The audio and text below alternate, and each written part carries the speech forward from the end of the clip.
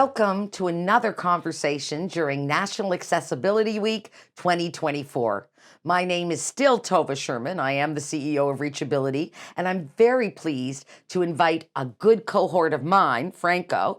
And Franco and I are talking about a new program that is launching right here, right now during NAW Week, and it's called B.O.S. 24. First of all, hey, Franco, thanks for sitting with me for a few minutes. Absolutely. Thanks for having me. Oh, no choice either way. We work together.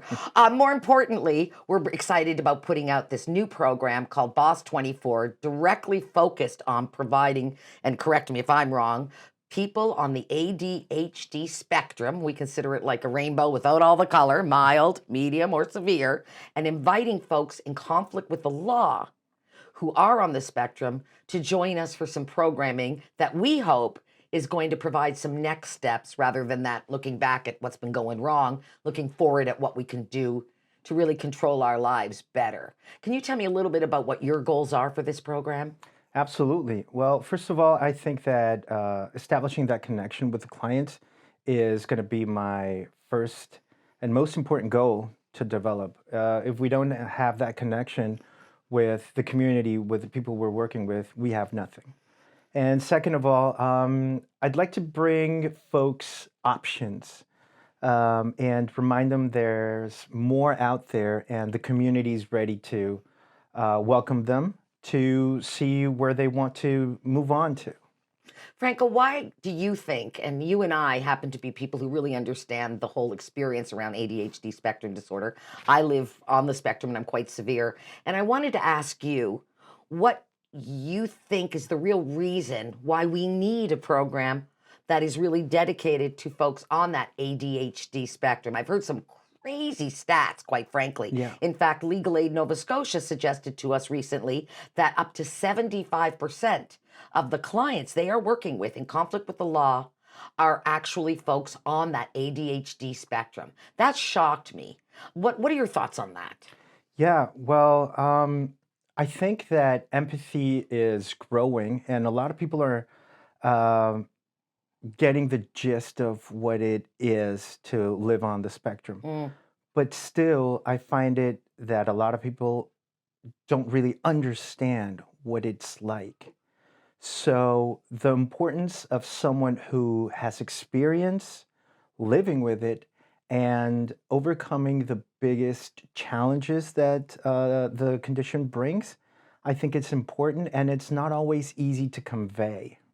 That's a really good point. What are some of the things you're going to cover in the group, just to give a sense of what kinds of conversations? I mean, we know we want people to have a voice. We know we want people to feel a little more control over their emotions. That's something I've struggled with my whole life, being someone who's kind of impulse driven. That's another thing. What are some of the ways that you're going to integrate into this sort of class environment? Well, what are some of the things you're going to do, I guess, is the real Right. question. So we want to start with the one-on-one, get first close feel of who we're working with, and for the clients to learn who we are. Then we're going to touch upon things along the lines of guilt and understanding it, learning to express our needs, and learning to understand our own emotions, because sometimes when you're on the ADHD spectrum, it's hard to really understand what you're feeling, and even more so, how to react to that. Not only that, but again, I can speak to myself as well, but I've always found that emotionally we're quicker to be upset. Yeah. And maybe I'm just giving myself a great excuse, but at this stage, I've seen enough folks on the spectrum, both in my professional and my personal life, to be able to say that there's definitely some challenges around emotional management.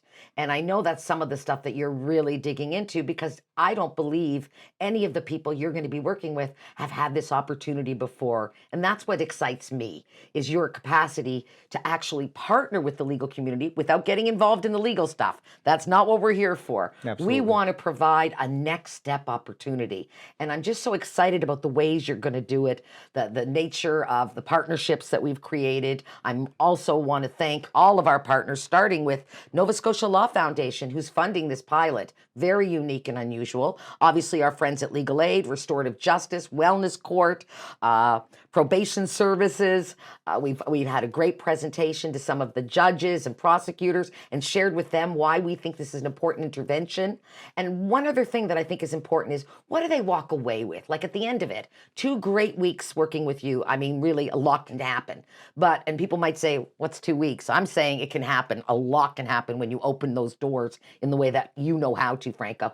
But wrap me up. I'm at the end of this program. It's been really great. I did a one-on-one. I had an opportunity in the group. It's the last day. I'm making my way to my next steps. What's that look like with the group?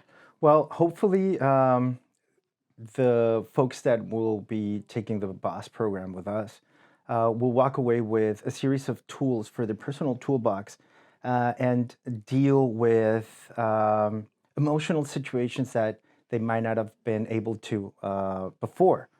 And also with the knowledge that there are places like reachAbility that can provide next steps and options to reach those next steps. One of the things I really liked that you were explaining to me was the goal of getting them to have a lunch right here at reachAbility on the last day, meet the team, and maybe open some doors that wouldn't necessarily be open for those next steps. And that's really part of what excites me, is that they get to spend some time with you, realize their own value. So I think sometimes, especially when in conflict with the law, we really can't focus on much positivity. We're feeling pretty negative. So being able to sort of cut through that and show some of the positivity that can come from the whole experience is just so empowering to me. And I know I would have been someone who would have been close to possibly being in conflict with the law. I'm not sure that I wasn't. But that said, never mind, Mom. But that said, I'm really excited about what you're doing and the ability to try this out. And the fact that the legal community as a whole is buying in really brings me back to your point earlier, which is people are recognizing and prepared to do more than they used to do. And I also hope, it's not part of the curriculum, but I hope this helps them in court. So when they're done, I can see our good friend Josh over at Legal Aid with that certificate in hand going, this client just completed this and is now signed up with reachAbility for another program, or reachAbility sent them somewhere else if that's what's needed. And that excites me a lot, because I don't believe no one should go nowhere, as I often say. And Franco, I think what you're creating here is an opportunity for folks who often go nowhere. Yeah, that's the hope. Hopefully, bring hope to people that otherwise might not know whether other options are out there.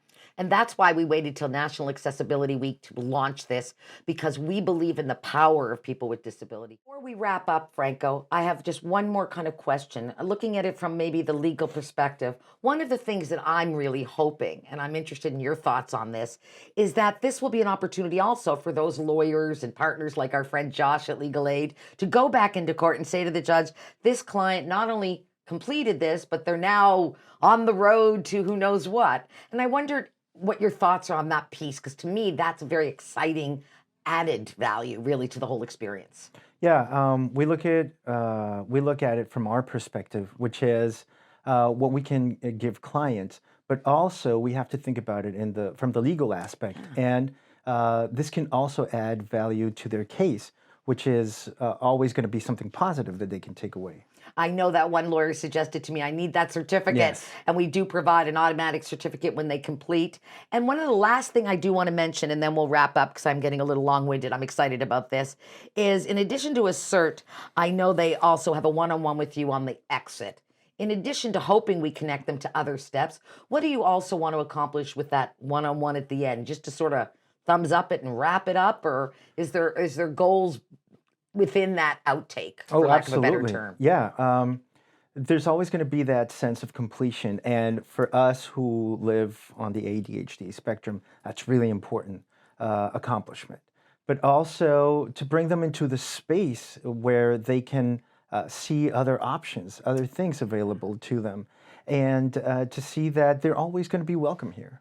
That's fantastic. I mean, I can't do a better finish. So I just want to thank you again, Franco, on behalf of really anybody on the ADHD spectrum in conflict with the law. We're glad you're here. And I really wanted you to know, if you have any questions, concerns, or anything you want to know about B.O.S. 24, you can simply write to the email boss24@reachability.org. Also, just so you know, any questions around reachability, just write us at info, or give us a call, 902-429-5878. On behalf of reachability, B.O.S.S 24, and Franco and I, thank you so much. Thank you.